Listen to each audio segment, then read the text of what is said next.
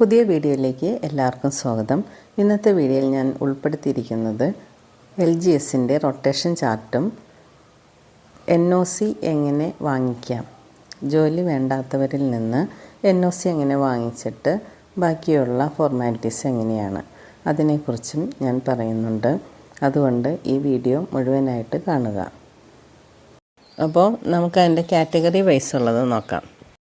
EWS 10%, Ezhava or Billava or Thiyya അവർ 11%, Muslim 10%, LC or Anglo Indian 4%, Vishwakarma 2, SIUC Nadar 2, Dheevara 2, Hindu Nadar 1, SCCC 2, other backward classes, അതായത് ഇത്രയും പറഞ്ഞ ബാക്ക്വേഡ് ക്ലാസ്സുകൾ ഉൾപ്പെടാത്തത് 6%, ഷെഡ്യൂൾ കാസ്റ്റ് 8%, ഷെഡ്യൂൾ ട്രൈബ് 2%.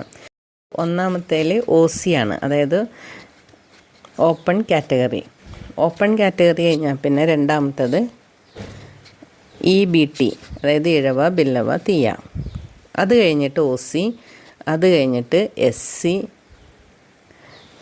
അഞ്ചാമത്തത് OC, ആറാമത്തത് മുസ്ലിം, ഏഴാമത്തത് OC.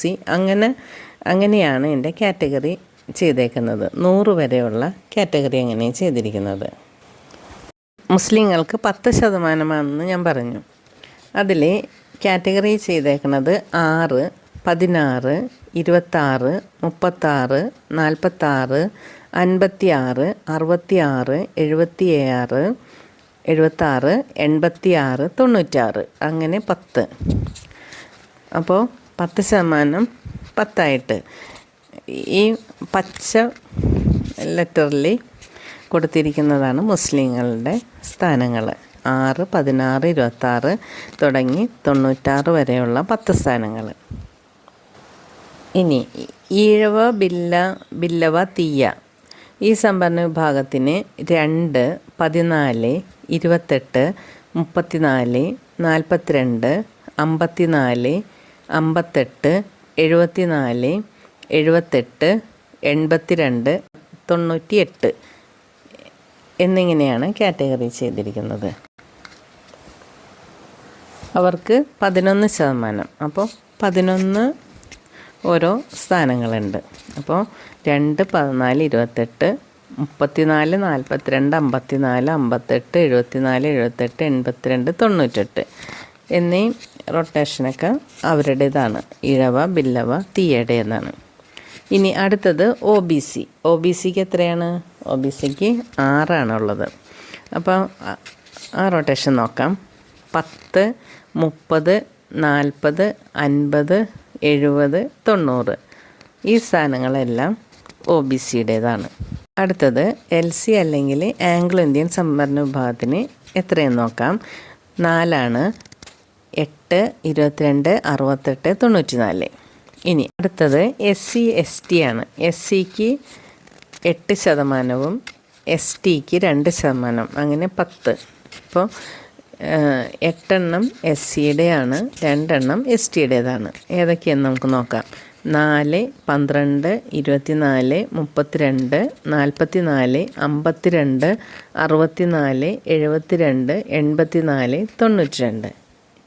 അതിൽ 44, 92 STയുടേതാണ്. ബാക്കി ഉള്ള 8 SCയുടേതാണ്.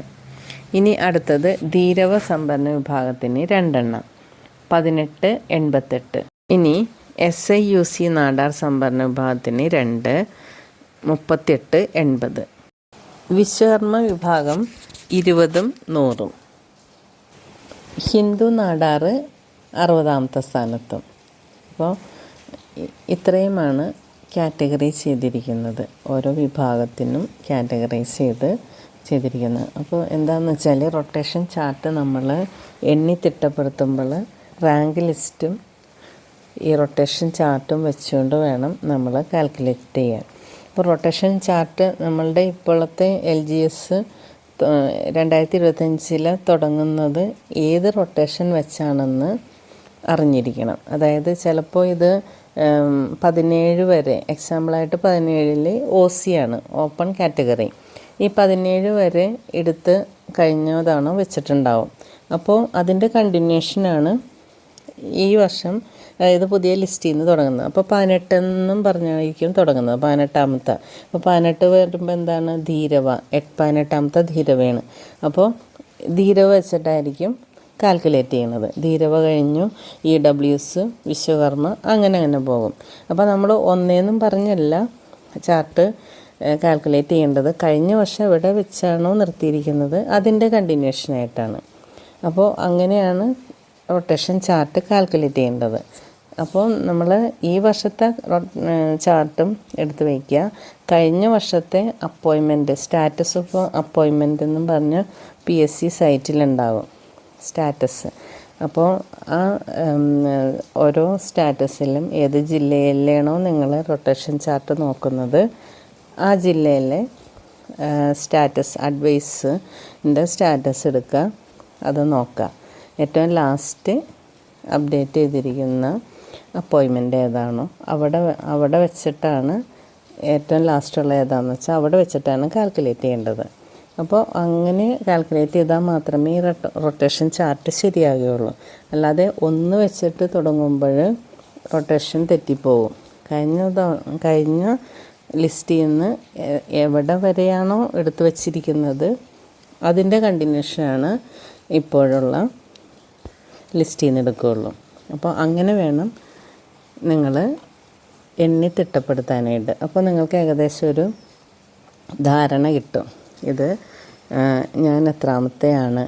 അപ്പോൾ പിന്നെ അത് അറിഞ്ഞതിന് ശേഷം നിങ്ങൾ ഇനി ചെയ്യേണ്ടത് എന്താണെന്ന് വെച്ചാൽ, നിങ്ങൾക്ക് മുമ്പിലുള്ള ഉദ്യോഗാർത്ഥികൾ, അതായത് ഇപ്പോൾ കാറ്റഗറി വൈസും നോക്കാം. ഇപ്പോൾ എക്സാമ്പിളായിട്ട് ഞാൻ OBC എന്ന് വിചാരിച്ചോ. അപ്പോൾ OBC ഞാനൊരു 20ാമത്തെ OBC ആണ്, മെയിൻ ലിസ്റ്റിൽ 20ാമത്തെ OBC ആണെന്ന് വിചാരിക്കുക.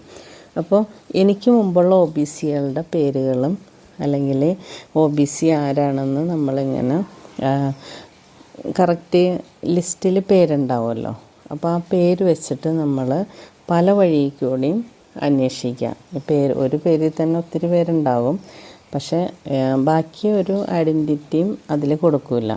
അപ്പോൾ അതിൻ്റെ രീതിയിൽ ഇപ്പോൾ ഇൻസ്റ്റയിലാണോ ഫേസ്ബുക്കിലാണോ അങ്ങനെ ആ പേര് സെലക്ട് ചെയ്ത് അടിച്ചു കൊടുത്ത് ആ പേര് ഏകദേശം അങ്ങനെയാണ്.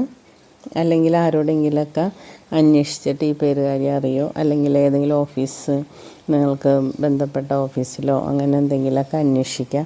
അല്ലെങ്കിൽ വേറൊരു മാർഗ്ഗമുള്ളത്, ഈ PSCയുടെ വേറെ റാങ്ക് ലിസ്റ്റൊക്കെ ഉണ്ടാവും. ആ ലിസ്റ്റിലൊക്കെ കയറി നിങ്ങൾ നോക്കുക, ഒരേ പേരുകാർ അതിലുണ്ടോ, അല്ലെങ്കിൽ അവർക്ക് അപ്പോയിൻമെൻറ്റ് കിട്ടിയിട്ടുണ്ടോ. അപ്പോൾ അപ്പോയിൻമെൻറ്റ് ചാർട്ട് എടുത്ത് നോക്കുക. അപ്പോയിൻമെൻറ്റ് ചാർട്ടിൽ അഡ്വൈസ് കിട്ടിയതിൽ കറക്റ്റ് ഡീറ്റെയിൽസ് ഉണ്ടാവും, അഡ്രസ്സും എല്ലാം ഉണ്ടാവും. അപ്പോൾ അതനുസരിച്ചിട്ട് ഏത് ഓഫീസിലാണ് അല്ലെങ്കിൽ ഏത് ഡെസിഗ്നേഷനാണ് ജോലി കിട്ടിയേക്കണം എന്നന്വേഷിച്ചിട്ട് അങ്ങനെ പോയി അയാളെ കണ്ടുപിടിക്കാൻ പറ്റും. അപ്പോൾ ഈ ജോലി ആവശ്യമുണ്ടോ ഇല്ലയോ എന്ന് കണ്ടെത്തലാണ് നമ്മുടെ മുഖ്യം. ഇപ്പോൾ എനിക്ക് മുമ്പുള്ള OBCകൾ 19 OBC ഉണ്ട്. അപ്പോൾ ഈ 19 OBCനെ ഞാൻ ഇങ്ങനെയൊക്കെ കണ്ടെത്തി എന്നിരിക്കട്ടെ. അതിലൊരു 5 OBC വേറെ ജോലിയിൽ ഈ ലിസ്റ്റ് വന്നതിന് മുമ്പേ വേറെ ലിസ്റ്റിൽ കയറിയിട്ടുണ്ട്. പിന്നെ അവർ അതിൽ നിന്ന് ഇതിലേക്ക് വരുന്നില്ല എന്ന് വിചാരിക്കുക. ചിലപ്പോൾ ഈ പോസ്റ്റിൽ പ്രൊമോഷൻ കിട്ടാത്ത അങ്ങനെ എന്തെങ്കിലുമൊക്കെ അവർ കൂടുതൽ കാൽക്കുലേറ്റ് ചെയ്ത് വരുമ്പോൾ ചിലപ്പോൾ ഈ പോസ്റ്റിലേക്ക് വന്നില്ല എന്നിരിക്കും. അപ്പോൾ നമ്മൾ പേഴ്സണലായിട്ട് പോയി അന്വേഷിക്കുക, നിങ്ങൾ ഈ പോസ്റ്റിലേക്ക് വരുന്നുണ്ടോ ഇല്ലയോ. അപ്പോൾ അവർ ആലോചിച്ചിട്ട് പറയാം. അങ്ങനെയൊക്കെയാണെങ്കിൽ നമ്മൾ വിടാതെ പിന്തുടരുക.